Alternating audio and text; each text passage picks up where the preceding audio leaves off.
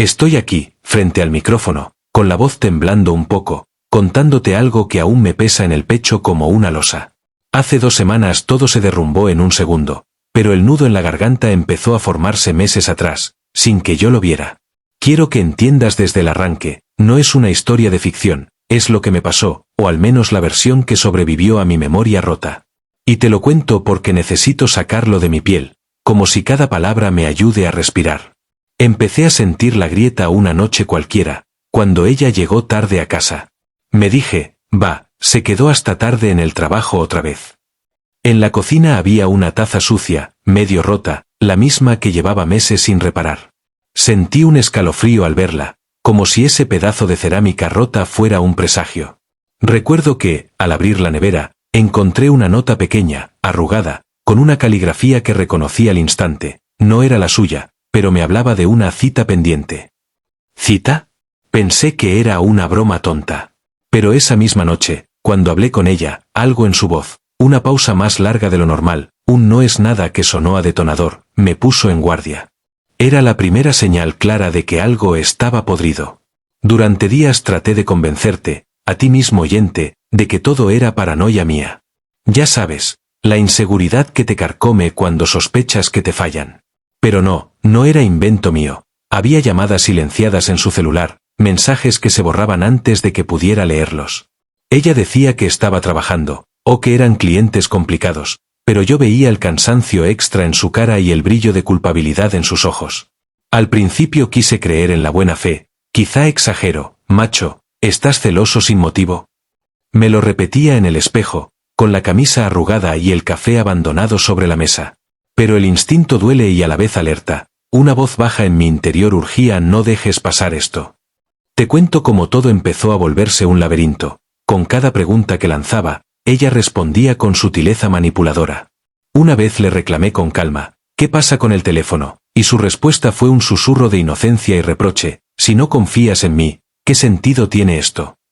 Me hizo sentir culpable, como si yo fuera el problema, el inseguro.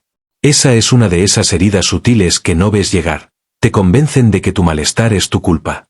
Ahí empezó la encrucijada. Quería respuestas, pero cada respuesta abría nuevas dudas.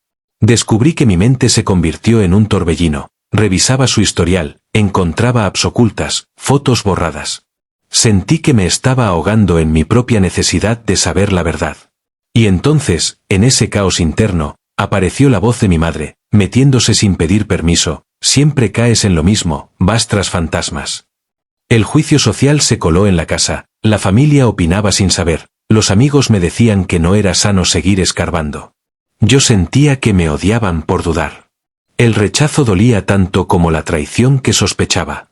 Pero apartarme de la situación significaba aceptar la mentira. Así que seguí. Cada noche me quedaba en vela revisando su perfil, sus historias, intentando pescar una prueba, y cada mañana, al verla, fingía normalidad mientras por dentro me devoraba la ansiedad. Un día, sin esperarlo, encontré una foto en su nube privada, ella abrazada con alguien en un lugar que yo juraba desconocer. El reflejo de mi cara en la pantalla me aterrorizó, mis manos temblaban al deslizar la imagen. Intenté confrontarla directamente, pero en vez de respuestas vino un silencio gélido. El choque de verdad fue brutal. Cuando el silencio pesa más que una confesión, sabes que algo han decidido esconder. Ahí el nudo en la garganta se apretó de verdad.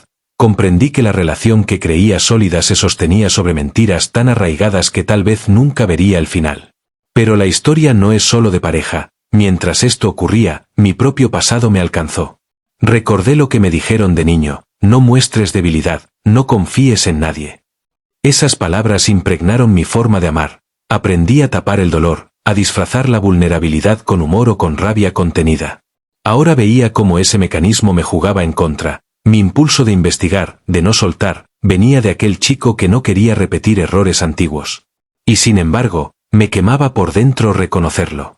La tensión escaló cuando, en un descuido, intercepté un mensaje que mencionaba un plan mayor, algo que incluía más personas de las que imaginaba. No era solo una traición romántica, había un entramado sutil de envidias, de antiguos rencores que se mezclaban. Su mejor amiga, ese amigo que siempre me saludaba con sonrisa falsa, todos parecían actuar bajo una puesta en escena perfecta. Me pregunté cuántos de mis momentos buenos habían sido construidos por ellos para mantenerme en un estado de ceguera. Eso dolía, darte cuenta de que tus recuerdos más felices tal vez fueron diseñados para ocultar algo oscuro. Y aquí estamos, con esa revelación flotando, porque justo cuando crees que el abismo es profundo, descubres que hay niveles más bajos. Yo sentí un vértigo interno. ¿Hasta qué punto la gente que amaba me manipuló? ¿Hasta dónde cruzaron la línea? No lo sé aún, y eso me aterra. Pero tengo algo, una pequeña pista que apareció hace unas horas en mi correo antiguo, un mensaje reenviado que no fue borrado. No sé qué dice exactamente, pero promete respuestas que podrían cambiarlo todo. ¿Será la verdad pura o un artificio más para destrozarme? No lo sé. Y aquí cierro este primer episodio, con la mirada fija en esa notificación parpadeando en mi pantalla, sin atreverme a abrirla, porque sé que hacerlo significará enfrentarse a un huracán de dolor o, peor aún, a un espejismo que me devuelva al mismo punto de incertidumbre. Pero no puedo quedarme detenido, necesito saber. Mañana épica, dices. Mañana será cuando decida si vale la pena seguir o si debo huir antes de que me arrastre más hondo. ¿Abriré ese mensaje o lo ignoraré para siempre? Queda en el aire, y espero que estés ahí, pendiente de la próxima entrega, porque a partir de este punto ya nada volverá a ser igual.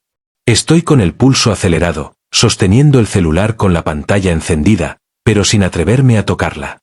La notificación parpadea como un faro de tormenta. Sé que detrás puede haber la razón de todo el caos, o la chispa que lo incendie. Me recuesto en el sofá, la luz tenue de la habitación amplifica la sensación de aislamiento, como si el mundo entero me hubiera dejado solo en un cuarto lleno de espejos rotos.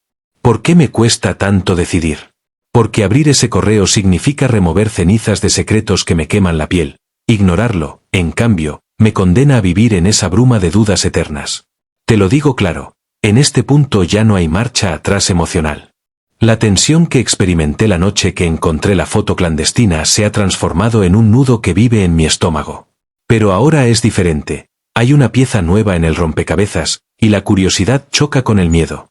Recuerdo cómo, en el pasado, fui capaz de huir de mis problemas. Evadía la conversación incómoda, cambiaba de tema cuando la familia preguntaba, fingía indiferencia cuando algo dolía demasiado. Hoy esa táctica se me quiebra en las manos. Ignorar lo que puede ser la verdad me aterra tanto como descubrirla. Al día siguiente, despierto con la sensación de náusea. Cada recuerdo de las últimas semanas se mezcla con un presentimiento ominoso. El café sabe amargo, ni siquiera la evitación funciona. Cuando intento concentrarme en otra cosa, mi mente regresa. ¿Qué revelará ese mensaje? ¿Será algo que justifique las mentiras o algo peor? Empiezo a repasar posibles escenarios. Que me culpe de todo y me arrastre a una discusión explosiva, que confirme una traición mayor, que involucre a alguien de mi entorno, algo que nunca imaginé. Y pienso en todas las veces que confié, en mí mismo para administrar el dolor, en ella para ser sincera, en mis amigos para sostenerme. Ahora todo cruje bajo el peso de la sospecha. Decido esperar hasta la tarde para abrir el correo. Hay un impulso de control, revisar el historial de mi bandeja de entrada, asegurarme de que nadie me haya hackeado, pero también ocultarlo de ella en caso de que pregunte, ¿qué haces con tu correo antiguo? Empiezo a tener secretos propios, y eso duele, la contradicción de convertirme en el mismo tipo que criticaba. Me veo reflejado en ese amigo que fingía apoyo mientras tramaba en la sombra. Esa revelación me azota, la manipulación no es patrimonio exclusivo de otros, yo también puedo ejercerla sin darme cuenta. Entre llamadas y mensajes fingiendo normalidad, encuentro pequeñas grietas. Ella me pregunta si he dormido bien, respondo sí sin mentir del todo, pero ocultando el desvelo. Su tono suena plano, distante, como si la indiferencia hubiera tomado posesión de su voz. Pienso que tal vez su estrategia es mantenerme en incertidumbre, verme sufrir mientras decide el momento de la confesión. Lo peor es que, tras sentirme víctima, reconozco que he jugado roles similares antes. Culpar sin pruebas, presionar hasta quebrar al otro. ¿Cuántas relaciones he saboteado? Eso me asusta. Enfrentarse a la culpa propia es un agujero tan profundo como descubrir la traición ajena. Llega la tarde y me acomodo de nuevo en el sillón. Inspiro hondo para afrontar el correo. Antes de pulsar abrir, repaso mentalmente mis reacciones posibles. Rabia, tristeza, decepción, alivio. ¿Y si por fin trae algo de claridad y en lugar de sanar, arrastra más dolor? Hago la cuenta de mis heridas acumuladas. el abandono de la infancia, los juicios de mi familia, las promesas rotas que aprendí a tragar. Todo converge aquí. El mensaje puede detonar una catarsis o volcarme a un pozo más hondo. Con la mano temblorosa, deslizo el dedo y el correo se despliega. Empieza con un saludo frío, su nombre y la fecha de un encuentro pasado. Leo palabras que me paralizan, menciona conversaciones que creía irrelevantes, hace referencia a un viejo recado que yo envié en un impulso de ira años atrás. Un mensaje reenviado revela más que una simple confesión. Hay capturas de pantallas, audios guardados, notas compartidas en grupos cerrados que implican a gente que creía de confianza. Mis ojos se nublan, la pantalla se vuelve un espejo de mi dolor. Me siento atacado por todos lados, por ella, por esas voces que tramaron contra mí, por mis propias inseguridades que permitieron que pasaran desapercibidas señales de manipulación. Pero el correo hace algo más, pone en evidencia mis contradicciones. Hay un fragmento donde se me acusa de actitudes que yo mismo había justificado como mal humor o estrés laboral.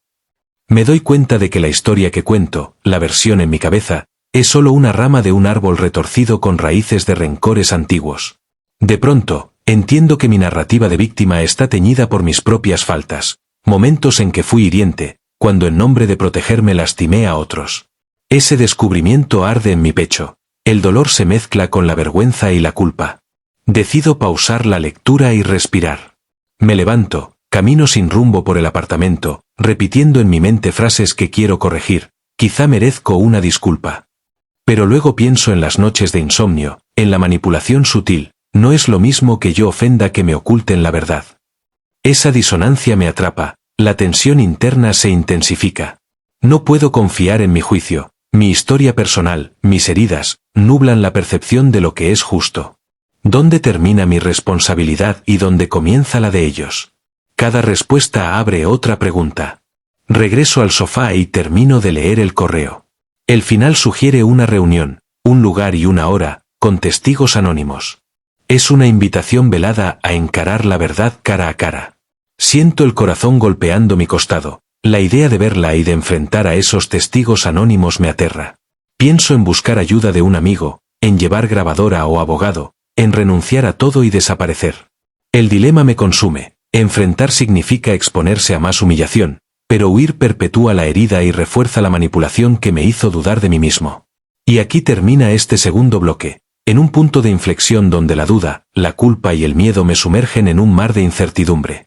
Aceptar la reunión y arriesgarme a la tormenta, o alejarme y vivir con las sombras de lo que no supe enfrentar. Mañana, cuando ponga un pie fuera de este cuarto, sabré si elijo pelear o rendirme. Pero hoy, aquí, con el teléfono aún caliente en mis manos, solo sé que la vida que conocía cambió para siempre. Quédate atento, decidir no es solo un acto, es un desafío que puede redefinir quién soy. Estoy de pie frente al espejo del pasillo, observando mis propios ojos hinchados de insomnio y temor. El recuerdo del correo palpita en mi mente como una herida abierta, la invitación a la reunión, esos testigos anónimos, la promesa de enfrentar una verdad que puede romperme en 1000 pedazos. Siento el pulso en la sien, ese latido que me recuerda que estoy vivo y vulnerable. Y en ese instante decido, voy a ir. Quizás por orgullo, quizás por hambre de respuestas, quizás porque quedarme en la sombra de la duda me está matando por dentro. Al principio, la decisión me trae una extraña calma. Tomo el teléfono y marco al amigo que siempre ha sido mi refugio. Responde con voz somnolienta, le digo que necesito verte urgente, sin dar más detalles. Hay un silencio breve, y después acepta. Cuelgo y siento el pecho apretado. Implicar a alguien más en este asunto es un riesgo, pero la soledad absoluta me aterra. Olvido que al buscar apoyo, arrastro al otro a mi caos. Me miro de nuevo, la camisa que llevo es la misma del día anterior, arrugada, me doy cuenta de que no he cuidado ni mi apariencia. ¿Importa? Quizás no, pero necesito presentarme al encuentro preparado para lo que venga. Salgo de casa con la espalda recta, aunque el cuerpo se quiebra por dentro. El sol de la tarde entra en ráfagas por la ventana del pasillo, una luz indiferente ante mi crisis. En el ascensor, deslizo el pulgar sobre la pantalla para ver la dirección de la reunión, un café discreto en una calle que no reconozco. Me pregunto si es seguro, ¿y si es una trampa? Reviso el correo otra vez, buscando alguna pista oculta en la redacción. No encuentro nada más. Pienso en cancelar, en inventar una excusa médica, mareo, fiebre, cualquier pretexto para protegerme. Pero algo en mí rechaza la cobardía. Quiero sentir, aunque duela. El trayecto en coche es un caos de pensamientos. Repaso los posibles escenarios. Imagino que al llegar la multitud de miradas se vuelva contra mí, o que ella aparezca con una calma calculada, lista para atacar con argumentos que no puedo desmentir. Me pregunto si debo llevar evidencia, capturas de sus chats, fotos antiguas, grabaciones de su tono evasivo. Pero entonces sé que eso es caer en la guerra de armas pesadas, y temo que al hacerlo se intensifique el conflicto y nunca haya recuperación. Quiero respuestas, no una batalla pública que destruya todo lo que queda en pie. Sin embargo, ¿existe un término medio cuando la desconfianza ya ha infectado cada fibra de tu ser? Llego al café y me detengo un momento en la puerta, mirando a través del cristal. El lugar es modesto, mesas de madera gastada y sillones antiguos, iluminación cálida. Hay un barista solitario al fondo, sirviendo cafés a un par de clientes distraídos. No veo a nadie que parezca el testigo anónimo. Pienso en el vértigo de entrar, de enfrentar la posibilidad de ser observado. Me ajusto la mochila al hombro con el corazón latiendo a 1000, en el bolsillo llevo el celular, cargado al máximo, por si necesito hablar con alguien en caso de emergencia. Entro y me siento en una mesa cerca de la ventana, sin saber si alguien vendrá o si debo esperar en otra parte. Pido un café solo, fuerte, para mantener la guardia. Mientras lo espero, mi mente vuelve a los recuerdos, la primera vez que confié plenamente en ella, aquel momento de felicidad frenética que juré eterno, luego, la primera grieta, la desconfianza silenciosa, y ahora, esta cita postergada en la que todo puede redefinirse o derrumbarse. Siento un nudo en el estómago, la nostalgia de lo bueno, mezclada con la anticipación del dolor. El barista coloca la taza delante de mí. El aroma me golpea con fuerza y casi olvido el motivo real de mi presencia. Toco el borde de la taza, sintiendo el calor que busca calmar algo que no se calma. Miro mi reflejo en el vidrio, los ojos rojizos, la barba descuidada.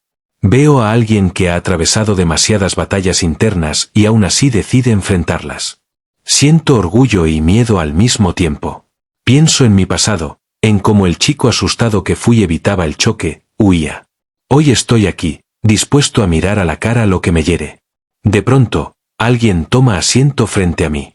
No es ella, sino uno de los testigos, un desconocido con la mirada neutra, casi profesional.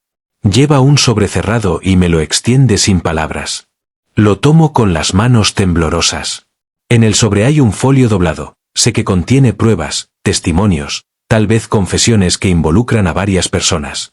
Abro el sobre con cuidado, como si cada pliegue pudiera liberar una bomba.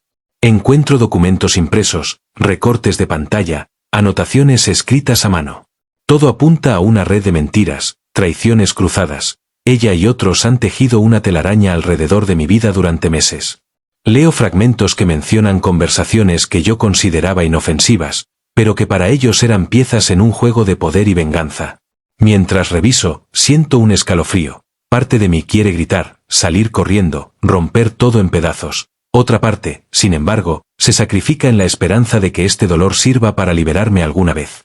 Pero justo cuando levanto la vista para confrontar al testigo, algo inesperado ocurre. Escucho mi nombre pronunciado en la puerta. Giro el rostro y la veo entrar. Su presencia detiene el mundo. Su expresión es serena, fría, con un dejo de anticipación que hiere más que una bofetada. La tensión estalla como un trueno silencioso. Y en ese instante, comprendo que la reunión no es solo para exponerme pruebas, es para hacerme elegir un camino definitivo. ¿Qué decidiré? El aire se espesa y el latido de mi corazón se convierte en un tambor anunciando un juicio inminente. Justo cuando ella avanza hacia la mesa con una calma que me eriza la piel. Estoy respirando con dificultad cuando ella se detiene a unos pasos de la mesa, la mirada clavada en mí con una mezcla de desafío y lástima. No hay floritura en su gesto, es como un cuchillo afilado, cortando el aire. Por un instante, pienso en huir, en inventar que sonó mi teléfono, que todo ha sido un malentendido, pero sé que ese alivio sería efímero y la sombra de la duda me perseguiría sin piedad. Así que permanezco sentado, con el sobre y las pruebas frente a mí, y la observo avanzar, indeciso sobre si mi corazón late por miedo o por la decisiva fuerza que me ha traído hasta aquí. Ella se sienta sin pedir permiso, deslizando la silla con suavidad calculada. Hay una distancia incómoda, un silencio que retumba en mis oídos. El aroma de su perfume me golpea, a algo familiar, casi melancólico, como la promesa de una mañana feliz que ya no volverá. Levanta la barbilla y pronuncia mi nombre con calma. Es la voz que una vez me hizo sentir invencible, y ahora, escuchada en este contexto, resuena como un juicio. No sonríe, no llora, su expresión es impenetrable, como una máscara de hormigón. Miro el sobre, luego sus ojos. Pienso en todo lo vivido, las conversaciones que creí sinceras, las risas que compartimos, y el modo en que me convencí de que nuestro vínculo era a prueba de tormentas. Ahora sé que muchas fueron tempestades disfrazadas de calma, y que mis dudas y mis culpas se entrelazaron en una trampa difícil de deshacer. Quiero preguntar de inmediato, ¿por qué me hicieron esto? ¿Qué buscaban realmente?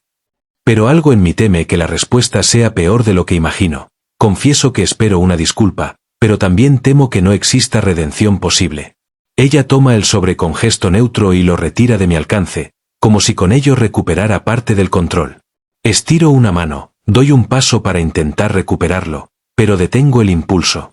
Esta escena es tan simbólica. El sobre representa mi dolor hecho papel, y ella sosteniéndolo me recuerda que, a pesar de todo, sigue teniendo poder sobre mí.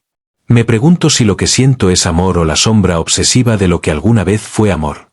Esa duda me quema. Si me aferro a la idea de quererla, me permito seguir herido. Si renuncio a ello, debo enfrentar la pena de soltar todo un pasado compartido. Los testigos anónimos están en alguna parte, observando desde la penumbra. Sé que no aparecerán, que su función es ejercer presión con su presencia invisible. Eso me hace sentir vigilado, como un animal acorralado. Y sin embargo, en mi interior algo se revoluciona. Me pregunto si esta es la oportunidad de reconstruir algo, o si solo puedo elegir entre rendición o venganza. Mi mente se agita, imagino un escenario en el que logro reconciliar mi versión con la suya, y otro en que todo termina en un enfrentamiento brutal. ¿Cuánto de mi identidad está ligado a esta relación rota? ¿Quién sería si salgo de aquí sin ataduras? Ella rompe el silencio con una voz baja. ¿Has leído todo? No pregunto si lo ha leído también, lo doy por hecho. Esto es solo una parte de lo que pasó, añade, apoyando el sobre la mesa. Extiende varios documentos más, recibos, capturas, notas con fechas específicas, nombres de quienes participaron. Al ver las fechas revivo momentos que creía superados, un viaje en coche donde reí pensando en el futuro, una cena con amigos que terminó en pequeña discusión, una noche en que me quedé despierto esperándola. Ella señala cada fecha, cada prueba, y describe con detalle cómo esas acciones aparentemente inocentes formaban parte de un plan para humillarme o manipularme, según su versión. Siento que el pasado se desdobla, de repente, mis recuerdos están empañados, explorados bajo una luz que revela sombras que nunca había visto. Quiero interrumpirla, defender mi versión, explicar que actué por miedo, por inseguridad, por amor perdido. Pero cada vez que abro la boca, me falta aire. Las acusaciones duelen, y en parte, reconozco su verdad. Hay fragmentos en los que veo mi rostro reflejado como un extraño, un hombre impaciente, con arranques de ira justificados con excusas, con celos disfrazados de preocupación. Esa persona me irrita y me compadece a la vez. Y en esa confusión, ella guarda silencio, permitiéndome enfrentar mi propia sombra. De pronto, se inclina y coloca algo más en la mesa, una memoria USB. Esto está todo grabado, dice sin levantar la vista. Escucha, revisa, entiende bien lo que hiciste y lo que te hicieron. El simple acto de percibir la USB me hace recordar otras veces en que la tecnología fue testigo de mis caídas, mensajes guardados, grabaciones que no supe borrar, pruebas que creí poder controlar. Ahora me pregunto si debo conectar la memoria allí mismo, en este café, arriesgando que alguien la vea, o guardarla para más tarde, cuando la paranoia me asalte nuevamente. Temo que, al reproducir esos archivos, mi mente se rompa en pedazos sin retorno. Mi pulso se acelera. Ella se levanta con calma y camina hacia la salida. Al llegar a la puerta, se detiene y se gira, decide pronto. No habrá otra reunión como esta. En su voz no hay rencor evidente, sino una firmeza implacable. Siento que esa frase resuena en mi cerebro con un eco de final irrevocable. Ella sale y me deja solo rodeado de preguntas que arden. El café vuelve a su rutina. El barista limpia tazas, alguien pide otra ronda, nadie parece notar mi crisis interna. Me pregunto si eso es un alivio. El mundo continúa, indiferente a mi catástrofe personal.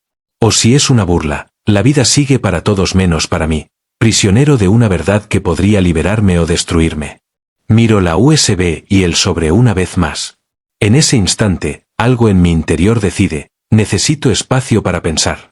Reúno todas las hojas, guardo la USB en mi bolsillo, pago el café y salgo a la calle. Afuera, la ciudad late con su inercia, autos, peatones, luces intermitentes. Camino sin rumbo, sintiendo el peso de mi cuerpo que carga secretos ajenos. Pienso en llamar a mi amigo para pedir consejo, pero me detengo. Esta vez quiero enfrentar mi soledad. Me siento ante un banco en un parque cercano, saco la USB y el sobre, y contemplo la posibilidad de abrirlos mientras el sol se oculta. Siento una mezcla de temor y determinación. Este momento puede ser el punto de quiebre. En la penumbra creciente, en la intersección entre la luz y la sombra, comprendo que todo lo que suceda a continuación ya no será solo sobre la relación rota, sino sobre mí, como elijo procesar el dolor, asumir mi parte en la historia y decidir si encuentro un camino de redención, de autocompasión o de venganza fría. Siento el corazón latiendo con fuerza, y sé que la siguiente decisión marcará quién seré cuando amanezca. Abro la USB con cuidado. Y justo cuando aparece la primera grabación en la pantalla, escucho un ruido detrás de mí, como si alguien se acercara con intención. El sobresalto me atraviesa. ¿Es un aliado inesperado o un nuevo vigilante dispuesto a complicar todavía más la verdad? El ruido detrás de mí me congela la sangre. Un crujido leve, como el roce de un zapato contra la grava, me hace girar despacio. Mis ojos buscan en la penumbra, pero apenas distingo una figura difusa entre los arbustos cercanos al banco. El USB reposa en mi mano, temblando entre mis dedos. ¿Es alguien que viene a ayudarme, o un vigilante que sabe que estoy investigando? El corazón late tan fuerte que siento el pulso en la garganta. Por un instante, dudo si debo desconectar la memoria y huir, pero algo dentro de mí se niega. Ya me aferro a esta revelación con la determinación de quien ha llegado demasiado lejos para dar marcha atrás. Respiro hondo, tratando de calmar el vértigo. Abro la pantalla del celular y conecto la USB, con la linterna tenue del parque como única guía. Aparece una carpeta con varios archivos de audio, vídeo y documentos de texto. Veo el nombre de la primera grabación, conversación 12 de febrero de 2025. Las manos me sudan. Sé que escucharlo implicará enfrentar voces, testigos de mis propias conversaciones o de conspiraciones contra mí. Pero siento una mezcla de curiosidad voraz y miedo profundo. ¿Revelarán verdades que creí enterradas o destilarán mentiras más retorcidas? Un paso crujiente sugiere que la figura se acerca. Mi pulso se acelera, cierro el sobre, oculto el USB en el bolsillo interno de la chaqueta y me incorporo despacio. Avanzo hacia la fuente del sonido, apoyando la espalda contra el tronco de un árbol. Mis pensamientos giran. Si me descubren con la USB podrían quitármela, burlarse o empujarme a una confrontación física. Pero también podría ser alguien dispuesto a conversar, tal vez el amigo que enviaron para comprobar si me atrevo a enfrentar la reunión. Decido alzar la voz con cautela. ¿Quién anda ahí? Mi voz suena tensa, pero necesito saber si es un aliado o un nuevo vigilante de esta trama. La figura se detiene, y tras unos segundos de silencio escucho una voz baja. No temas, soy yo. Reconozco el tono. Es Juan, un conocido del barrio que trabajó con uno de los testigos anónimos. Me acerca un termo con café caliente y se sienta junto a mí, manteniendo discreción en la penumbra.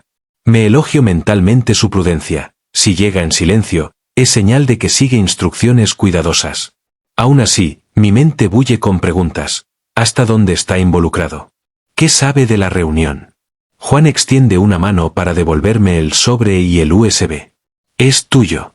Toma el tiempo que necesites, pero te sugiero precaución, no todos los archivos serán fáciles de digerir. Sus palabras me golpean, hay advertencia, pero también un rastro de compasión que no esperaba en este momento tan crudo. Vuelvo al banco y prendo la linterna del celular para revisar el primer archivo. Juan se queda de pie a cierta distancia, vigilando que nadie se acerque. Siento alivio al verlo, pero al mismo tiempo una punzada de culpa. He arrastrado a alguien más a mi caos. Sin responder, cargo el audio. Se activa una grabación con voces entrecortadas, mi propia voz y la de otra persona que reconozco como un antiguo confidente que creía leal. Escucho fragmentos de una conversación en la que hablo de mis miedos, de mis sospechas. En otro tramo, alguien más interviene con comentarios venenosos que manipulaban fragmentos de mis palabras para inflamar el conflicto. Mi respiración se acelera, Reconozco mi ingenuidad al confiar en esa amistad, ahora expuesta como parte del entramado que me condujo al borde. Cierro los ojos un momento, la cabeza da vueltas con eco de acusaciones y confesiones. El dolor de ver mis confidencias usadas contra mí se mezcla con la rabia. ¿Cómo permití que alguien tan cercano se convirtiera en pieza de una red de engaños? Pero también despierta otra emoción inesperada, compasión por aquel amigo. ¿Hasta qué punto fue consciente de su papel o fue manipulado igual que yo? Esa reflexión abre un vértigo nuevo. Tal vez las víctimas somos más de las que imaginaba, y los culpables no siempre llevan la culpa con claridad. Decido seguir con la siguiente grabación, reunión 18 de marzo de 2025. Al presionar play, oigo mi voz en un café distinto, hablando con otra persona que negaba la existencia de pruebas mientras me aseguraba lealtad. Escucho promesas falsas y comentarios mordaces al fondo, intercalados con risas apagadas. El universo de mentiras se extiende, mis propias palabras reinterpretadas, mis dudas dirigidas y amplificadas para crear un drama que me destruyera. Siento un puñetazo en el estómago. Comprobar que fui actor y víctima al mismo tiempo intensifica el dolor. Ahora sé que todo este descubrimiento no es solo un juicio hacia otros, sino una sentencia sobre mi propia forma de relacionarme. Aprendí a desconfiar, a manipular a mi vez, y esa herencia tóxica me trajo aquí. El café en el termo de Juan está frío, lo tomo de un sorbo para atenuar el temblor de mis manos. Es de noche, y las luces del parque proyectan sombras móviles. Pienso en lo que ella dijo, decide pronto. Pero antes de decidir, necesito entender cada fragmento. Sin embargo, la pila de grabaciones es larga, y mi mente se siente al borde de la ruptura. Comprendo que tal vez no pueda procesar todo hoy, mi salud mental podría colapsar ante tantas revelaciones seguidas. Necesito un plan, dividir el material, analizar cada pieza con calma, quizás buscar ayuda profesional o de alguien de confianza que entienda la dinámica de manipulación que sufro. Pero recordarme pedir ayuda despierta otra herida. Siempre sentí que debía resolver mis problemas solo. Hoy esa parte mía se resiste a compartir la carga, pero el cansancio interno me obliga a reconsiderar. Juan me observa, silencioso. Al fin levanto la mirada. Tengo que organizar esto. No puedo procesar todo en una sentada. Él asiente con seriedad. Te ayudaré a clasificar los archivos, pero no lo hagas solo en el parque. Ven a mi casa mañana con tu laptop. Ahí podremos revisarlo con más calma y privacidad. La oferta suena tentadora y peligrosa a la vez, exponer aún más mi vulnerabilidad, pero también aligerar la carga. Siento la necesidad de compañía y la urgencia de proteger mi intimidad. Acepto con voz áspera, está bien, pero antes quiero hablar con alguien que entienda la parte legal de esto. No quiero que me retuerzan las pruebas en mi contra. Juan asiente de nuevo, lo entiendo. Tengo un contacto discreto. Mañana lo llamo si decides. Ese plan me da una sensación de control que no sentía desde hace semanas. Me despido de Juan y me alejo caminando con cautela, el USB y el sobre bien guardados. Mientras cruzo la calle iluminada por farolas, pienso en la dimensión que ha tomado este asunto. No es solo una historia de traición amorosa, sino un espejo de mis propios patrones tóxicos y de cómo las personas pueden tejer redes de manipulación colectiva. Siento un peso enorme, pero también cierto alivio al tomar acción, organizar la información, buscar apoyo, enfrentar la realidad en lugar de huir. Sin embargo, la noche guarda un susurro de advertencia. Sé que alguien podría interceptar mis pasos, que las cámaras de la ciudad pueden haber grabado mis movimientos, que las grabaciones que poseo pueden estar incompletas o manipuladas. Al llegar a la puerta de mi edificio, miro hacia atrás, sintiendo en la nuca la sensación de ser observado. Entro, cierro con llave y dejo todo sobre la mesa, la laptop, la USB, los documentos. Respiro hondo, enciendo la luz amarilla de la sala y me siento frente a la pantalla apagada. Apago el celular para evitar distracciones y pienso, mañana será el momento de profundizar, pero esta noche solo necesito un instante para sentir el cansancio que recorre mi cuerpo y mente. Me sirvo un vaso de agua, observo mi reflejo en la pantalla negra y susurro, voy a descubrirlo todo, salga bien o mal. Mientras me preparo para descansar, una notificación silenciosa en la esquina de la pantalla despierta mi curiosidad, un mensaje en la cuenta secundaria que creía olvidada. Lo pospongo para mañana, pero la alarma interna no me deja dormir. Sé que, más allá de los archivos y las pruebas, hay otra pieza esperando, y temo que abrir ese mensaje me revele algo que cambie todo de nuevo. El cansancio me vence, pero la intriga arde. Cierro los ojos con la promesa de continuar al amanecer, sabiendo que, aunque descanse, la tormenta interna no se detendrá. Despierto con el pecho apretado, la noche dejó restos de pesadillas, flashes de voces distorsionadas y rostros que se desvanecen antes de comprender qué dijeron. El vaso de agua aún está sobre la mesa junto a la laptop, y el mensaje en la cuenta secundaria palpita en la esquina de la pantalla, como un latido que no me deja ignorar. Me incorporo con el cuerpo rígido, intento estirar la espalda para aliviar la tensión, pero cada músculo sigue agarrotado por la alerta permanente. Antes de encender la luz, respiro hondo y reviso la hora. Es temprano, las primeras luces del amanecer apenas filtran su brillo pálido por la ventana. Sé que si abro ese mensaje ahora, quizás no tenga la mente clara para digerir lo que venga. Pero la curiosidad y el temor se enredan. Decido enfrentar primero ese cavilar nocturno. En la penumbra, me sirvo otro vaso de agua y me siento frente a la laptop. Prendo la pantalla con cuidado para no dejar rastros de luz que delaten mi vigilia. Abro la cuenta secundaria. Es un correo breve, enviado hace varias horas. Solo contiene una frase escueta y un enlace cifrado. Mira esto antes de seguir con los archivos. Confía en tu instinto. No hay remitente claro, pero sospecho que viene de alguien implicado en el entramado, quizá con intenciones ambivalentes, ayudarme o provocarme. El enigma duele. La recomendación de confiar en mi instinto me recuerda todo lo vivido, mis dudas, mis traiciones internas. Sé que hacer clic sin precaución es arriesgado. Podría ser una trampa, malware o un señuelo para exponerme más. Pero no hacerlo prolonga la incertidumbre, y de alguna manera, alimenta mi ansiedad.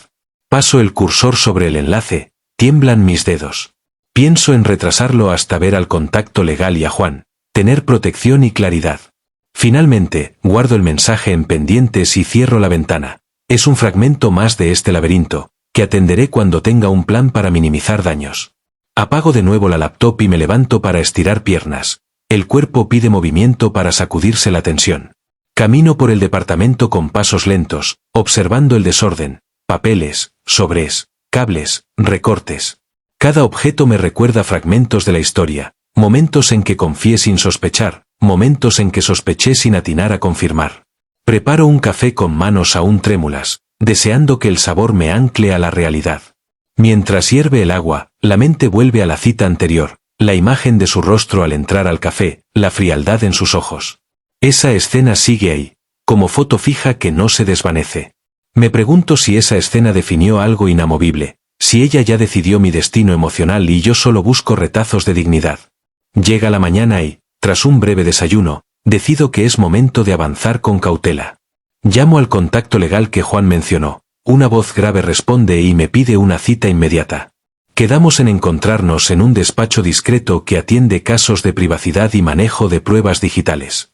Esa llamada me produce un vuelco. Hago consciente el hecho de exponer mis hallazgos ante un profesional, y con ello renunciar a parte del control que he mantenido. El abogado evaluará la validez legal de los archivos, los riesgos de mostrarlos o utilizarlos. Hay alivio y, al mismo tiempo, una punzada. Si perito o abogado recomiendan no usar ciertas pruebas, tendré que aceptar que mi percepción de justicia choca con la legalidad o con el bienestar emocional que busco. Mientras me preparo para salir, decido reunir los documentos clave en una carpeta, los recibos de fechas, las capturas con conversaciones relevantes y el USB con grabaciones. Organizo también la lista de preguntas que debo plantear. ¿Qué peso legal tienen estos audios? ¿Pueden volverse en mi contra si la contraparte los impugna? ¿Es viable una mediación o la vía legal implicaría exponer detalles íntimos ante terceros? También anoto interrogantes personales. ¿Cómo abordaré mi responsabilidad emocional al enfrentar mis propias faltas? ¿Puedo negociar alguna forma de cerrar este capítulo sin arremeter ni someterme? Salgo al exterior con la carpeta en mano y la USB en un bolsillo seguro. El sol ya calienta el aire, siento en el rostro su indolencia, como si el mundo siguiera girando con indiferencia ante mis tormentos internos. En el auto, repaso mentalmente la conversación con el abogado. Me conviene documentar todo con firma de perito o notario digital, para evitar que alguien cuestione la autenticidad. Pienso en Juan y la gratitud que le debo. Sin su apoyo, tal vez no hallaría este rumbo.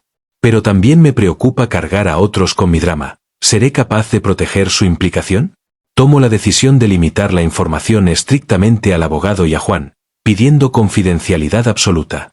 En el despacho, El abogado revisa las pruebas y asiente mientras escucha mi relato. Esto es complejo, porque hay implicaciones de privacidad ajena y posibles delitos de difamación si alguna acusación no se sustenta con claridad. Pero también es evidente que fuiste objeto de manipulación y engaño. Mi recomendación inicial es recopilar un informe técnico que certifique la integridad de los archivos, y luego considerar si planteamos una conciliación o una denuncia formal. Sus palabras me golpean. La idea de conciliar suena a reconciliación de versiones, quizás a reconocer fallas mutuas. La denuncia formal suena a una batalla jurídica que devastaría todos los lazos, expondría detalles íntimos y quizá dejaría cicatrices más profundas. Siento de nuevo la tensión contra mi pecho. Cualquier ruta tiene consecuencias que podrían erosionar mi vida personal y social. Al salir, camino sin rumbo por unas calles cercanas, reflexionando.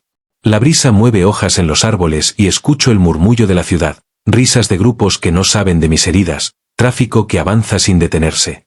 En ese contraste, comprendo que mi transformación no depende solo de resolver el conflicto externo, sino de cambiar mi respuesta interna. Por fin veo que parte de mi sufrimiento nace de la sensación de impotencia que se instauró mucho antes de esta trama. El chico que siempre sintió que debía controlar todo o huir. En este punto, decido que, independientemente de la vía legal, quiero trabajar en sanar ese patrón. Me planteo buscar un terapeuta o un grupo de apoyo que entienda dinámicas de manipulación emocional. Reconocer esta necesidad de ayuda se siente como exponer una vulnerabilidad profunda, pero la soledad de cargar estas heridas ya demostró ser más peligrosa.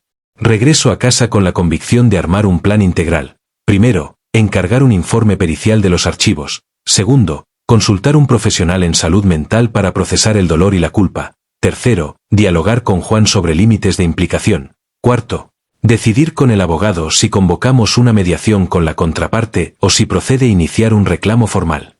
Cada paso me da una mezcla de alivio y temor. Siento que avanzo, pero la incertidumbre permanece. Esa tensión es parte de la transformación, reconocer que no habrá retorno a la ingenuidad anterior. Esa noche, antes de dormir, reviso de nuevo el correo secundario. El enlace sigue sin abrirse, esperando en la bandeja. Sé que eventualmente tendré que decidir si confío en mi instinto y lo abro, o si dejo esa pieza sin atender. Pero por ahora, decido posponerlo hasta tener claridad interna y respaldo profesional.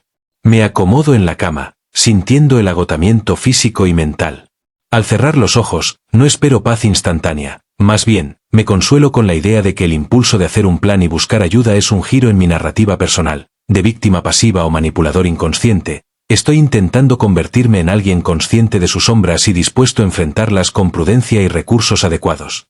Y aunque la intranquilidad no me deja dormir del todo, advierto que, por primera vez en semanas, me siento con algo de rumbo y menos atrapado en un bucle de sospechas sin salida. Mañana seguirá la batalla, pero hoy he dado un paso hacia una versión de mí que decide actuar con apoyo y conciencia, en lugar de hundirse en la tormenta solo. Y, mientras me abandono al sueño fragmentado, entiendo que ya no hay vuelta atrás. La transformación avanzará, con dolor y posible redención, y solo resta atreverse a dar los siguientes pasos. Despierto con el pitido del despertador y una mezcla de alivio y tensión recorriéndome el cuerpo. Anoche cerré los ojos con la sensación de un pequeño respiro, pero sé que la jornada de hoy requerirá valentía. Me mantengo unos segundos en la cama, respirando con conciencia, recordándome que cada paso sigue siendo parte de un proceso. No es solo enfrentar a terceros, sino reconocer mis propios fantasmas. El café matutino me espera en la cocina, preparado al estilo de Juan, fuerte y sin azúcar, para mantener la claridad. Mientras hiervo el agua, repaso mentalmente el itinerario. Primero, meditación breve para calmar la mente. Luego, reunir evidencia para el perito. Después, la cita con el terapeuta que contacté anoche, y al final, hablar con Juan sobre el siguiente paso legal. El aroma del café me trae recuerdos de tiempos más sencillos, cuando la mayor preocupación era un examen o una decisión trivial. Lo tomo despacio, saboreando cada sorbo, consciente de las sensaciones en estómago y garganta, como si necesitara anclarme a mi cuerpo real para no perderme en el torbellino emocional. Observo la carpeta con documentos y el USB sobre la mesa, símbolos de un pasado que ya no puedo obviar. Recuerdo la promesa, actuar con apoyo y conciencia. Siento miedo y orgullo a la vez, miedo de lo que descubriré en terapia, orgullo de buscar ayuda en lugar de ocultar todo. Decido primero hacer una breve meditación, cierro los ojos en la sala, mantengo la espalda recta y sigo el ritmo de mi respiración. Vuelven destellos de las grabaciones, las voces retorcidas, las acusaciones, mis propios silencios cómplices. Permito que fluyan sin juzgar, reconocer la rabia, la tristeza, la culpa y también el alivio de poner límites. La tensión disminuye un poco, aunque sé que volverá en cuanto inicie la sesión terapéutica. Me repito, esto es parte de sanar, no de quedarme atrapado en la tormenta. Llego puntual al despacho del perito digital. Él revisa la integridad de los archivos y certifica mediante firmas digitales que no han sido alterados tras la copia que tengo. Siento una punzada al escuchar términos técnicos: hash, firma criptográfica, custodia de pruebas. Son palabras frías para asuntos tan cálidos y dolorosos. Sé que este informe fortalecerá mi posición si decido usarlo en mediación o incluso en denuncia, pero también implica formalizar algo íntimo, exponer conversaciones y grabaciones ante un tercero. Al pagar el servicio, me pregunto si este paso es lo que quiero: legitimar mi versión, sí, pero al costo de revivir escenas que preferiría olvidar. El perito, complaciente, sugiere guardarlo todo en un contenedor seguro, con acceso controlado. Acepto, anotando mentalmente la dualidad, seguridad versus exposición. Sin tiempo que perder, me dirijo al consultorio del terapeuta. Al entrar, veo una silla vacía junto a él. Me siento y siento la urgencia de hablar primero de la traición externa, pero me sorprendo cuando la conversación arranca con preguntas sobre mi infancia y mis patrones habituales de control y huida. Me desarma. Esperaba un análisis centrado en lo reciente, pero el terapeuta insiste en explorar raíces profundas. Hablo de cómo de niño aprendí a no confiar, a callar el dolor, a exigir control para sentirme seguro. Mientras relato, las palabras salen con dificultad, y a veces la voz se quiebra. Es la primera vez que admito en voz alta que mis miedos anteriores alimentaron mi inseguridad con ella. Él asiente sin juicio, y eso me da permiso para bajar la guardia. Reconozco que mi forma de reaccionar ante la manipulación ajena incluyó comportamientos manipulativos propios, chantajes emocionales sutiles, reproches disfrazados de preocupación.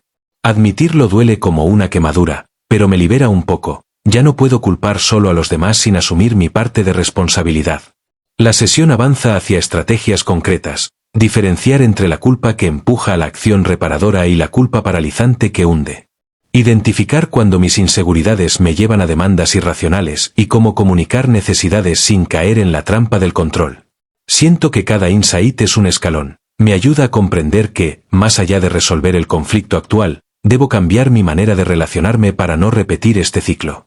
Cuando la sesión termina, salgo con un cuaderno en la mano donde anoté ejercicios de autoobservación, registrar pensamientos automáticos de celos o recelo, y reemplazarlos con preguntas abiertas: ¿qué evidencia real tengo? ¿Cómo expresar mi inquietud sin atacar? La claridad me asusta, pero la veo necesaria. Regreso a casa con el sol cayendo. Me esperan Juan y el abogado, quienes acordamos una videollamada conjunta para planificar la mediación, o en su caso, la demanda. Enciendo la laptop y preparo el entorno. Silencio, documentos ordenados, agua al lado. Aparece la ventana de Juan primero, luego la del abogado.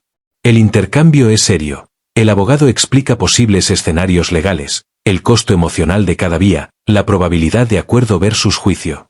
Juan aporta desde su experiencia personal. Sugiere buscar un acercamiento preliminar con la contraparte, quizá a través de un mediador neutral, para exponer las pruebas de manera controlada y escuchar su versión sin evitar el conflicto. Su argumento: la vía colaborativa podría ahorrar tiempo y sufrimiento, siempre que ambas partes acepten límites claros y garantías de confidencialidad.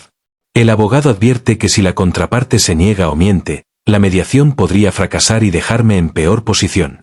La conversación genera más preguntas que respuestas simples. Al colgar, siento el peso de la decisión inminente. Observo el USB y la carpeta. Ahora tengo recursos técnicos, legales, emocionales. Pero la otra pieza sigue pendiente: el enlace cifrado en la cuenta secundaria. Su mensaje: mira esto antes de seguir con los archivos. Confía en tu instinto.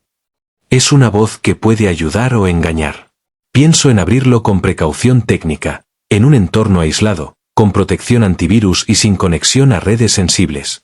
Decido crear una máquina virtual segura para revisar el enlace, minimizando riesgos. Esta idea me da sensación de control. No ignoraré la pieza, pero actuando con cautela, respetando los protocolos que el perito y el abogado recomendarían. Preparo la máquina virtual en mi laptop, instalando un sistema aislado y configurando herramientas de análisis de enlaces. El proceso técnico me distrae de la ansiedad. Este enfoque racional contrasta con el caos emocional. Llega la noche y la VM está lista. Temo el siguiente paso, pero sé que no avanzar es prolongar la prisión de la duda. Respiro hondo y, con el terapeuta presente en mi mente recordándome estrategias para afrontar el estrés, ignoro el miedo momentáneo y hago clic en el enlace dentro de la VM. La pantalla se ilumina con un mensaje que me desconcierta. Es un archivo comprimido protegido con contraseña, con un remitente antiguo que creía neutral. La curiosidad se mezcla con el cansancio. ¿Por qué protegerían este contenido? ¿Qué intenciones hay detrás? El nombre del archivo sugiere algo relevante, verdad final SIP. Me detengo antes de intentar descifrarlo. Necesito el apoyo técnico de Juan y la guía ética del abogado. Decido contactar a Juan para que revise conmigo la descarga en la VM, y al mismo tiempo, programar una llamada breve con el abogado para asegurar que no infrinjo ninguna norma o expongo información sensible sin respaldo legal. Dejo la VM abierta con el archivo esperando la contraseña, respirando con la certeza de que cada descubrimiento puede redibujar mi historia otra vez. La dualidad permanece. Por un lado, el deseo de cerrar este capítulo de engaños. Por otro, el temor de que aún haya capas más profundas que me desestabilicen. Pero en esta inmersión progresiva, ya no estoy solo. Cuento con perito, terapeuta, abogado y la discreción de Juan. Cierro el ordenador por unos minutos, salgo a la terraza y observo el cielo nocturno. Las estrellas parecen distantes, indiferentes a mi drama, pero de alguna manera me recuerdan que el universo no se detiene por mis heridas. Aún así, dentro de ese vasto escenario, siento mi responsabilidad, decidir con conciencia y apoyo. Mañana seguiré desencriptando la verdad, con la certeza de que la transformación personal será el verdadero faro, más allá del desenlace externo. Y mientras contemplo la noche, acepto que el siguiente clic puede ser liberador o devastador, pero la posibilidad de elegir con preparación es en sí misma un gesto de poder sobre mi propia vida. Despierto con el recuerdo nítido de la VM abierta y el archivo cifrado que espera su descifrado. La adrenalina vuelve a recórreme las venas. Anoche cerré la laptop con inquietud, hoy la enciendo con una mezcla de urgencia y precaución. No espero tranquilidad, sino vértigo. Sé que detrás de esa verdad final sí puede haber un golpe inesperado, algo capaz de reescribir todo lo vivido. Pero también entiendo que posponer el clic para siempre es renunciar a la oportunidad de cerrar capítulos. La duda perpetua es un veneno distinto al shock de la revelación. Así que, tras un café fuerte, sin azúcar, como lo preparo desde que esto empezó, me siento frente a la pantalla y espero a que Juan se conecte para revisar juntos la contraseña. La llamada se activa, siento su voz en el auricular, calmada pero atenta. Me acomodo, ajusto la cámara para que no me vean en el fondo el desorden emocional que cargo. Le comento que tengo el archivo en la VM y que antes de introducir la contraseña quiero repasar la procedencia. El remitente es alguien que creía neutral, sin vínculo aparente con la red que me manipuló, lo cual despierta más sospechas. Juan sugiere revisar metadatos, fechas de creación, contactos asociados, posibles rastros de envío. Lo hacemos juntos. Comparto pantalla y observamos que el archivo fue enviado casi al mismo tiempo que la invitación a la reunión, pero desde una dirección diferente, generada para ese envío. Ese detalle me hiere. Intento de guiarme hacia algo o simple confusión de actores. Juan advierte, puede ser una trampa para distraerte o una pieza sincera en manos de alguien con remordimiento. El matiz me golpea. La manipulación hasta de la culpa ajena parece lógica en este juego. Tomo nota mental de no dejarme arrastrar por la urgencia ni por la compasión forzada. Con la VM aislada, respiramos hondo antes de teclear la contraseña que obtuve a medias en conversaciones previas con el remitente, una frase críptica ligada a una fecha importante para mí. El sistema rechaza la primera tentativa, pruebo variaciones, y al tercer intento, la carpeta se expande ante nuestros ojos. Dentro hay un documento de texto, varios audios y un vídeo titulado Mi versión MP4. La tensión aumenta, la etiqueta sugiere que alguien preparó material con mi perspectiva, quizá, con una interpretación manipulada de mi voz. Juan y yo intercambiamos miradas virtuales. ¿Quieres abrir el texto primero o el vídeo? Decido por el texto, para procesar lentamente antes de escuchar mi voz o ver imágenes que puedan explotar mis emociones.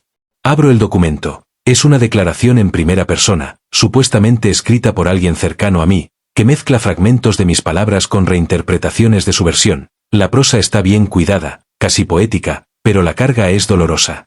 Lee como un testimonio que justifica las acciones contra mí y me presenta como el agresor principal, culpándome de actitudes que yo creía reactivas a traiciones previas. Al leerlo, siento un nudo en la garganta. Algunas líneas resuenan con verdades que ya identifiqué en terapia, otras son exageraciones que arrancan una furia dolorosa en mi interior. La mezcla produce un efecto extrañamente seductor, reconocer mis fallas y, al mismo tiempo, exigir mi defensa contra falsedades. Juan aconseja, toma nota de cada afirmación que te parece cierta y cada distorsión. Ya revisaremos su peso emocional versus factual. Siento alivio al tener un método, pero el corazón sigue apretado. Paso al audio, reproduzco el primero en la VM. Es mi voz, sí, pero recitando un monólogo que desconozco, tembloroso, que enfeschenel, como si yo contara mis miedos y culpas en un estado de vulnerabilidad absoluta. Escucho frases que nunca pronuncié, pero que encajan con mis inseguridades. A veces pienso que merezco que me traicionen. Me pregunto si busco precisamente esa decepción para confirmar mi visión de mí mismo como débil. La entonación suena auténtica, modulada para sonar sincera. Esa falsificación me trastorna. ¿Cómo crearon un yo alternativo que parece entender mis rincones oscuros? Mi estómago se revuelve. La manipulación alcanza niveles que hienden mi identidad. Juan sugiere confrontar este audio con ejemplos reales de mis confesiones. En tu terapia, ¿existen fragmentos en tu diario o grabaciones donde reconoces algo parecido? Si no, queda claro que alguien modeló tu voz y tus inseguridades para lastimarte. Reconozco que el propósito es doble, herirme y usar mi propia voz como prueba en mí contra ante terceros. El malestar se dispara. Finalmente, el vídeo, titulado Mi versión MP4, lo ejecuto con precaución. Aparece una escena grabada en un lugar que reconozco, el café donde fue la primera reunión. La luz es tenue, la cámara fija en mí, como un documental sin mi consentimiento. Hablan dos personas en voz baja, imitando mi voz con tecnología de clonación. Discuten mi supuesta planificación para exponerlos, describe acciones mías que yo nunca ejecuté. La representación es tan convincente que siento el colapso inminente, una acusación audiovisual que, si se presenta en mediación o tribunal, podría arruinarme. Veo fragmentos de pantalla falsificados, capturas alteradas con habilidad, documentos simulados, mensajes que nunca existieron. El golpe es brutal, la certeza de que la trama en mi contra incluyó la creación de pruebas fabricadas para contravenir mi historia. El vértigo me envuelve, mi propia voz, mis inseguridades, mis recuerdos, todo moldeado para justificar una campaña de desacreditación completa. En ese momento, entiendo que el conflicto es mayor de lo que pensé, no solo se trata de una traición sentimental o de manipulaciones sociales, sino de un diseño sistemático para destruir mi credibilidad. Y si esto sale a la luz, ya no será solo sobre mí y ella, sino una guerra de percepciones donde la tecnología y la desinformación son armas. Siento que mi mundo tiembla. ¿Cómo defenderme de algo tan perfectamente orquestado? Juan habla despacio por el auricular. Tenemos que documentar esto con tu perito. Este material es fundamental para mostrar la manipulación, pero también puede volverse en tu contra si no explica su origen. Necesitamos un peritaje audiovisual que demuestre alteraciones y de efaque. El abogado se asoma en la videollamada creada para este fin y asiente. Esto complica, pero ofrece una ruta defensiva. Demostrar que fuiste víctima de falsificaciones podría anular supuestas acusaciones en tu contra y respaldar una acción legal por difamación y manipulación. Sin embargo, exige recursos, expertos en forense digital, expertos en audio y vídeo, y tiempo para consolidar un caso sólido. El peso de los costos y el tiempo me presiona. ¿Puedo asumir esa carga emocional y económica? El miedo a fracasar me tienta a huir nuevamente, pero algo en mí rechaza rendirse ante el caos orquestado. Por primera vez, siento una claridad feroz. No se trata de limpiar mi nombre solo, se trata de recuperar mi sentido de identidad contra una industria de engaño montada en mi contra. Entiendo que el proceso será largo, doloroso y público en cierta medida. Para exponer la falsedad, habría que sacar a la luz parte de mis heridas íntimas. Vuelvo a pensar en la terapia. Estoy más preparado para manejar el impacto psicológico de exponer grabaciones de mi voz y recuerdos alterados. Javier, mi terapeuta, me anticipó que enfrentar estas evidencias manipuladas puede desatar crisis fuertes, pero también que esquivar esta batalla prolongaría la angustia. Decido que continuar es la única vía, rehacer mi historia con honestidad y valentía, aunque me exponga a dolor. Al colgar, Miro la ciudad a través de la ventana. La indiferencia de la vida urbana contrasta con mi tormenta interna. Siento un fuego nuevo, la decisión de organizar un equipo, perito digital, especialista audiovisual, abogado, terapeuta, para armar la defensa y, de paso, exponer la maniobra que apuntaba a destruirme. Sé que será un camino empinado, lleno de noches de insomnio y enfrentamientos emocionales, pero también comprendo que esta puede ser la prueba de mi transformación, un paso hacia convertirme en alguien capaz de mirar sus sombras y asumirlas, en lugar de dejar que otros las manipulen para lastimarme. Mientras apago la laptop y guardo la USB en un lugar seguro, siento el pulso firme, mezcla de miedo y determinación. Mañana arrancará la búsqueda del perito audiovisual y los recursos necesarios.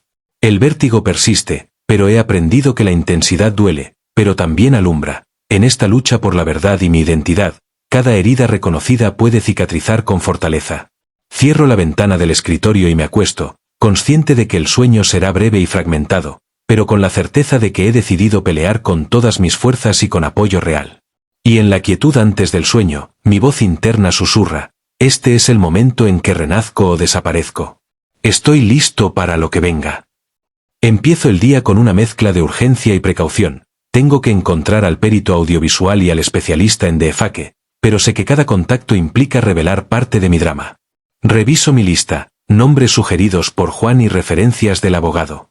Llamo primero al perito audiovisual. La voz al otro lado suena profesional, pero al describirle la situación siento el peso de exponer mis grabaciones manipuladas. Le envío un fragmento de muestra para evaluar si puede certificar la falsedad. Él responde con seriedad: esto requiere un análisis forense extenso, comparar metadatos, examinar inconsistencias en el audio y vídeo, verificar huellas de edición. Si es DeFake, necesitamos muestras originales para contraste. Asiento mientras imagino la logística, recopilar archivos originales que demuestren lo legítimo. Pero, ¿tengo esas versiones limpias? Mis grabaciones previas fueron espontáneas, muchas no están guardadas en un formato oficial. Esa carencia se clava como un desafío extra. Quizás quiera reconstruir mi voz auténtica para compararla, pero donde encuentro grabaciones fiables sin que sean reinterpretaciones de mis notas de voz. Pienso en el terapeuta. Él me grabó algunas sesiones de práctica para ejercicios de autoobservación. Podría pedírselas, aunque implicaría revelar mucho de mi proceso interno. La idea me espanta y al mismo tiempo me da un atisbo de esperanza, porque puede servir de referencia para demostrar que la voz alterada es una falsificación.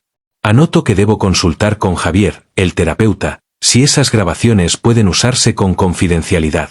Mientras tanto, llamo al especialista en seguridad digital que el abogado recomendó. Le explico el archivo verdad final SIP y las evidencias encontradas. Su voz al teléfono se vuelve seria. Tu caso involucra defraudación de identidad digital y potencial delito de manipulación masiva.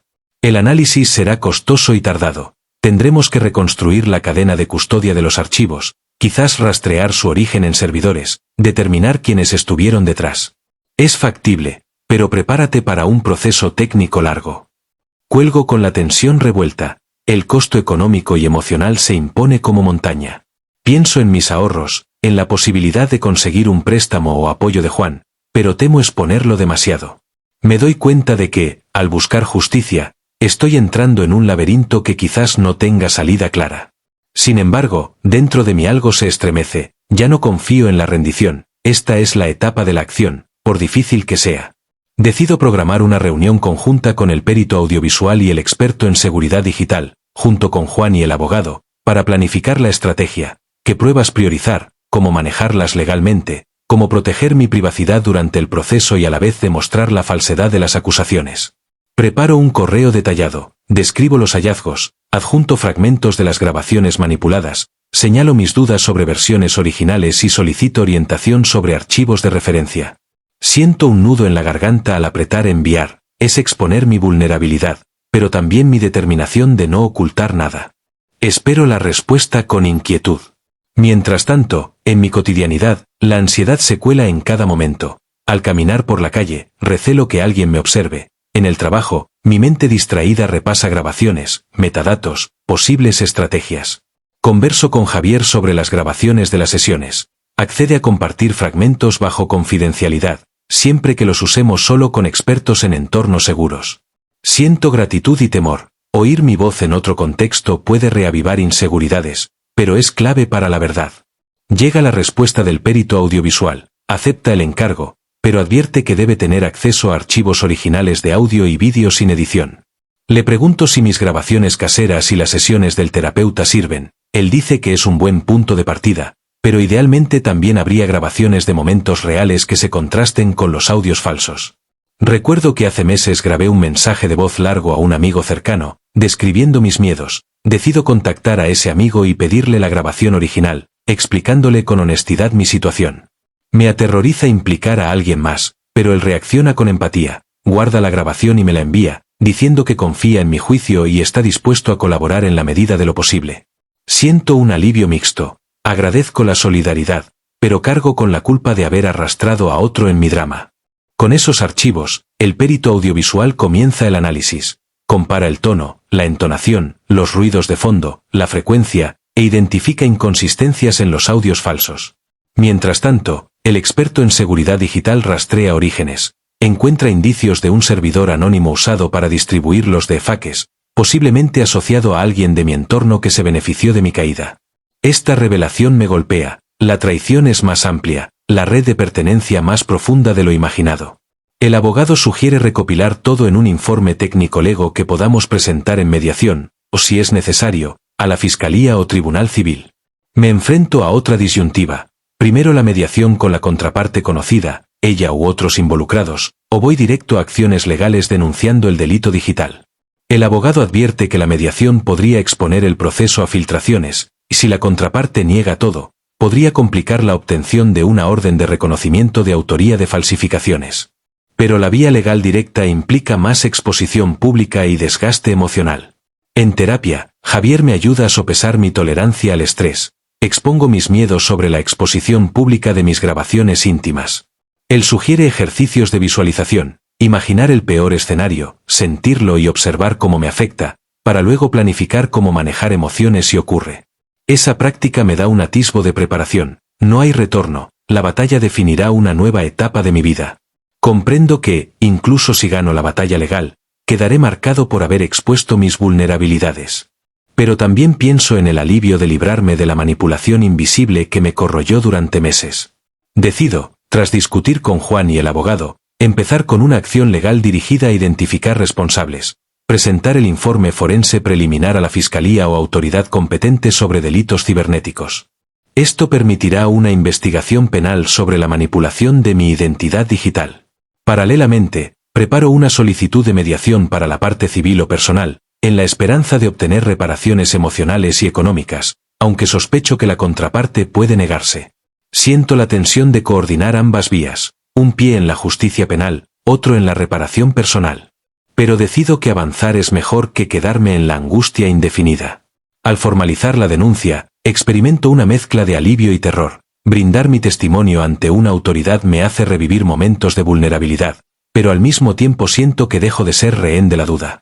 El perito audiovisual y el experto digital testifican bajo juramento, describiendo cómo se crearon los deepfakes y alteraciones.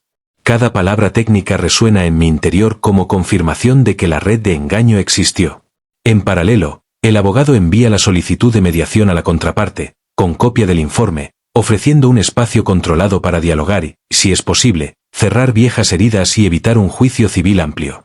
Sé que la respuesta puede ser un rechazo rotundo, pero al menos demostrará mi disposición a resolver y contrastará con la ocultación y la manipulación que sufrí.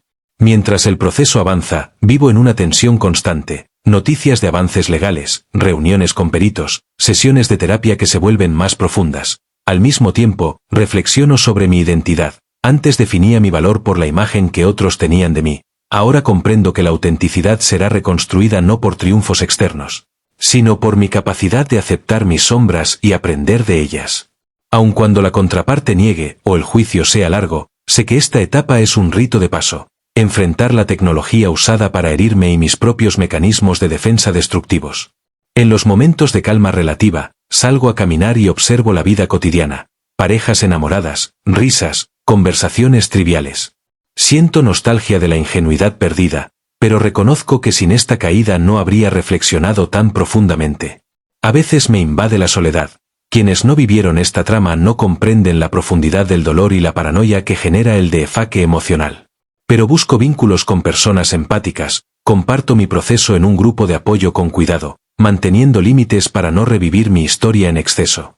Aprendo a comunicar mis necesidades, pido compañía o privacidad según convenga, sin sentirme débil, sino con la humildad de quien sabe que la fortaleza real incluye pedir ayuda. Ahora, mientras el caso penal se abre con la Fiscalía y la mediación civil espera respuesta, vivo cada día con la tensión de lo incierto. ¿Quedará expuesta mi intimidad? ¿Podré manejar la posible revelación de fragmentos de mi vida en un tribunal? ¿La contraparte aceptará negociar o todo terminará en una batalla pública? Pero mi voz interna ha cambiado, ya no se trata solo de limpiar un nombre, sino de reconstruir mi manera de amar y confiar. Estoy dispuesto a enfrentar el juicio externo para sanar el juicio interno. Y aunque la noche siga trayendo insomnio, duermo con la convicción de que esta lucha, por cruel que sea, también es el camino hacia un yo más auténtico y libre de las cadenas de la manipulación. Cada día que pasa, avanzo un poco más en la aceptación de mis sombras y en la esperanza de un mañana donde la verdad, por dolorosa que sea el fundamento de una vida vivida con conciencia y valentía. Amanezco con el corazón latiendo fuerte, como si no hubiera cerrado del todo la herida durante la noche. Hoy va a ser un día clave, la Fiscalía avanza con la investigación, y también hay señales de que la contraparte podría considerar la mediación que propuse. Todo se siente a la vez esperanzador y aterrador. Me levanto con el ánimo encendido por la determinación, pero con un nudo persistente en el estómago. Preparo el café sin azúcar, y mientras el aroma me envuelve, repaso mentalmente cada paso que di. Pedir apoyo, recopilar grabaciones, enfrentar mis propios errores en terapia, exponer mis secretos con la convicción de que la verdad valía el costo. Ahora toca poner a prueba esa convicción en el mundo real. Primero, reviso mensajes del abogado. La Fiscalía solicitó información adicional sobre el servidor anónimo y confirmó que avanzan con un peritaje independiente. Siento alivio al leerlo. El caso no se descarta por falta de pruebas. Pero también late el miedo. La idea de que personas ajenas revisen mis grabaciones íntimas me incomoda. Respiro hondo. Acordé con Javier que esa incomodidad forma parte del proceso. Si lo enfrento con conciencia, el impacto será manejable.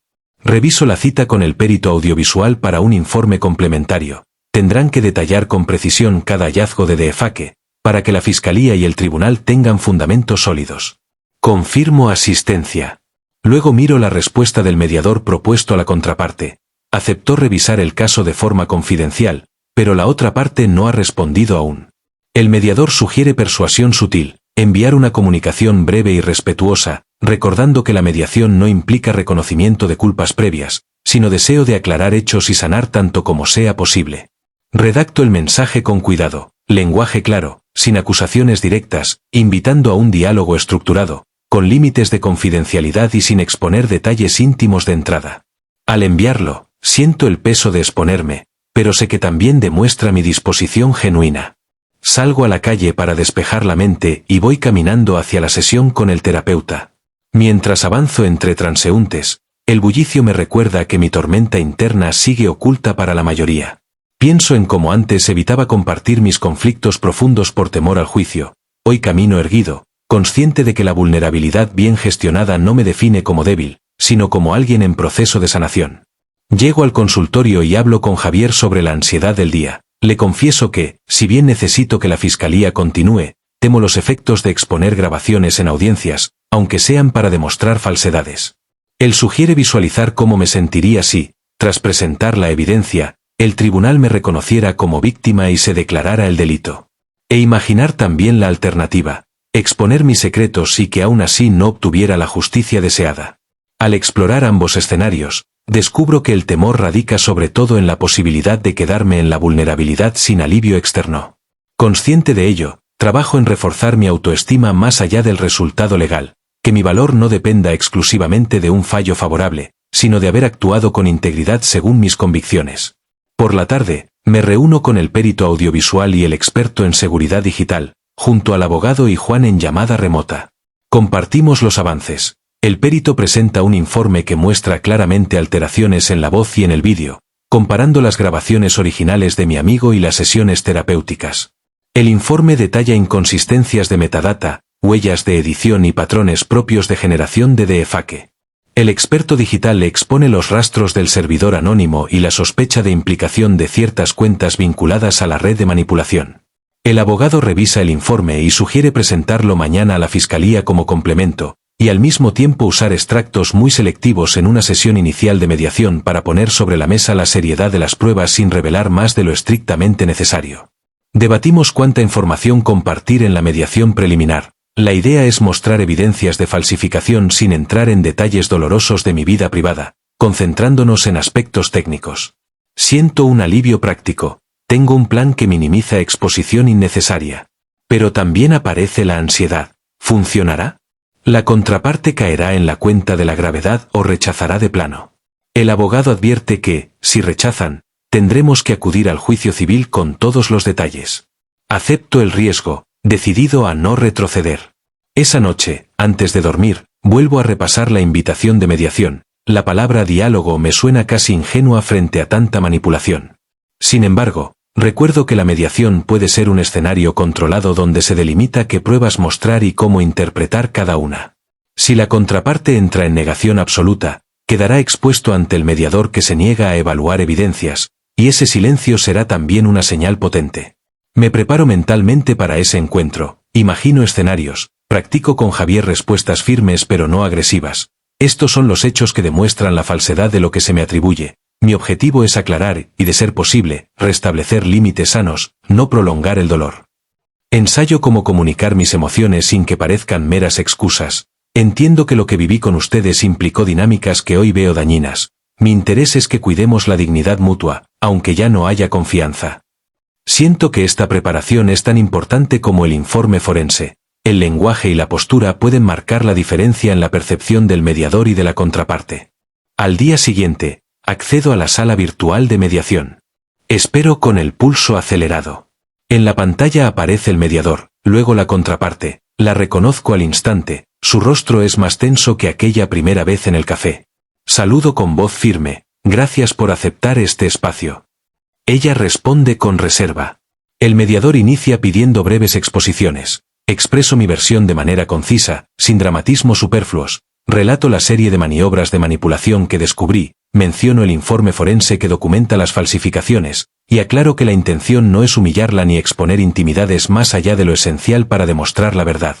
Su expresión cambia. Tal vez esperaba acusaciones o confrontación agresiva. En mi tono hay seriedad y voluntad de cierre. Cuando habla ella, en su voz detecto cautela, rechaza acusaciones o minimiza detalles. El mediador interviene para solicitar evidencia básica. El abogado presenta fragmentos controlados del informe forense, sin reproducir audios ni vídeos, solo mostrando conclusiones técnicas, hashes alterados, patrones de edición.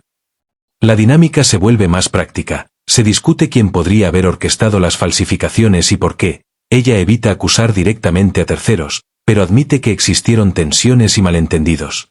Aquí aparece la posibilidad de que más personas hayan participado, sin que ella misma supiera todo el entramado. Para mí, ese reconocimiento parcial ya es un avance, confirma que la manipulación fue real y compleja.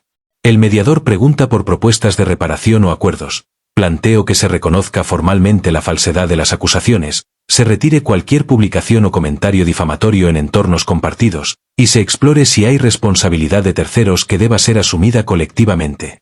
Ella ofrece disculpas contenidas, pero condicionadas a que mi investigación no exponga detalles íntimos ni busque sanciones penales contra personas que quizás actuaron sin plena conciencia de la magnitud del daño.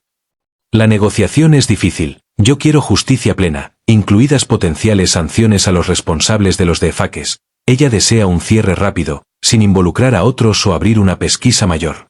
Se percibe la tensión, mi impulso es ir a fondo, pero también sé que forzar un acuerdo completo podría fracasar y quedar expuesto.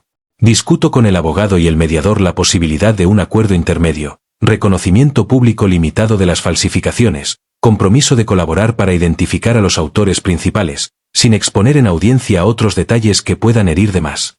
Después de varias rondas, llegamos a un borrador. Ella se compromete a colaborar con la investigación penal en la medida de lo posible y a emitir una declaración conjunta ante el mediador sobre la existencia de manipulaciones, sin especificar en un foro público las grabaciones íntimas. A cambio, yo accedo a no filtrar por mi cuenta el material en redes o medios, y a centrarnos en la vía legal correspondiente. Lo firmamos digitalmente en el entorno del mediador. Al concluir, siento una oleada de emociones, alivio por haber evitado un choque devastador, pero también tristeza por la comprensión de que las heridas quedarán abiertas y que algunos responsables quizá queden fuera de sanción por falta de pruebas directas o voluntad. Sin embargo, reconozco el valor de este cierre parcial. Las piezas clave de manipulación han sido admitidas y documentadas en un acuerdo confidencial y legal. La Fiscalía continuará con su investigación, donde la mediación no interfiere, pero con la ventaja de contar con la cooperación de la contraparte para rastrear a otros actores. El mediador cierra la sesión destacando la importancia de que ambos mantengan límites claros en adelante y busquen reconstruir vidas separadas sin caer en recrear dinámicas tóxicas. Al desconectar, me invade un cansancio profundo y también una serenidad distinta. El proceso no ha terminado, pero he aprendido a llevar mis sombras conmigo con menos culpa paralizante y más conciencia. Recibo un mensaje de Javier: bien hecho hoy. Ahora sigue cuidándote. Respondo agradeciendo y programo mi próxima sesión. Más tarde, llamo a Juan para compartir el resultado. Hay alivio compartido y cierto lamento por quienes no pudieron ser parte de la reparación, pero también orgullo de haber llevado el proceso con integridad.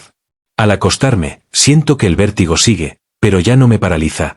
Ahora lo reconozco como indicador de que sigo vivo y comprometido con mi propio crecimiento. Mientras cierro los ojos, comprendo que este capítulo se cierra con cicatrices, pero que cada cicatriz es testigo de mi capacidad de enfrentar el dolor en lugar de huir o negar.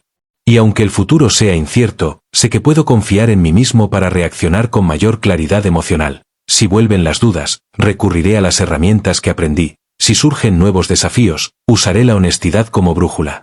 El eco de la tormenta queda atrás, pero su enseñanza permanece como un faro. La verdad, por cruda que sea, es el camino para liberarse de las redes invisibles que nos atan. Y con ese pensamiento, me adentro en el sueño, sabiendo que he dado el paso más difícil: exponer mis heridas, asumir mis sombras y decidir seguir adelante con coraje y autenticidad.